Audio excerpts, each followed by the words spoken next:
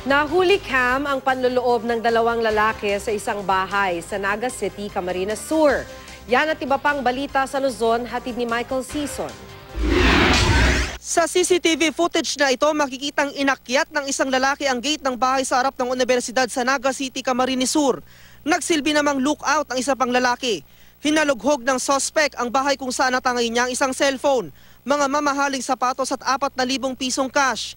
Agad ding nakaalis ang mga suspect. Pero sa tulong ng CCTV, nahuli sila. Tumanggi silang magbigay ng pahayag.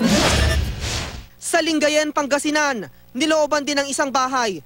Tinangay ng mga di pa nakikilalang salari ng ilang appliances tulad ng TV, aircon, electric fan, washing machine at LPG. Wala sa bahay ang may-ari ng bahay nang mangyari ang insidente. Base sa investigasyon, dumaan sa likod ng bahay ang mga salarin. Inaalam pa ang pagkakakilanlan nila.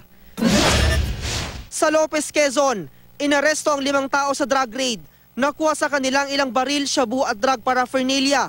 Ayon sa pulisya, matagal na nilang minamanmanan ng mga suspect. Tumanggi silang magbigay ng pahayag. Sa Lawag City, Ilocos Norte, pinoproblema ng mga magsasaka ang pagkalanta ng kanilang mga pananim.